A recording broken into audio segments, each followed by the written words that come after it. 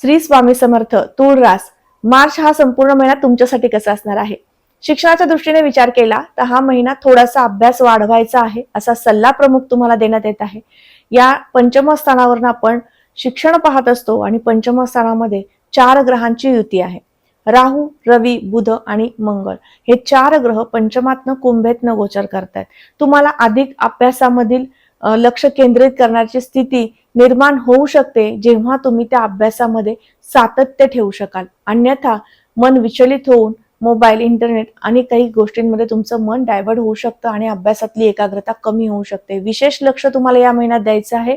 ज्यांना form fill up करायचं आहे, ऍडमिशन घ्यायचंय, नवीन काहीतरी करू पाहताय, तुमच्या सगळ्यांसाठी या महिन्यातील दुसरा पंधरवडा त्यासाठी श्रेष्ठ असेल.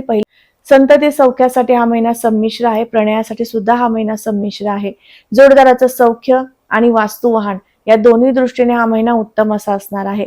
व्यापारी वर्गासाठी नवीन संधी, नवीन नियोजन, काहीतरी नवीन व्यापारामध्ये ऍड करणं असे चांगले गोष्टी सुद्धा घडू शकतात. त्यासाठी तूळ राशीच्या जातकांनी निश्चित या महिन्यात सांगितलेल्या उपासना करायच्या आहेत, जेणेकरून तुम्हाला वारंवार सातत्याने एखादी चांगली गोष्ट तुमच्या जीवनामध्ये घडू शकते आणि तुमच्या जीवनातील नैराश्य, आळस या सगळ्या गोष्टी कमी होऊ शकतात. ती उपासना कोणती आहे संपूर्ण माहितीच्या व्हिडिओमध्ये दिलेली आहे.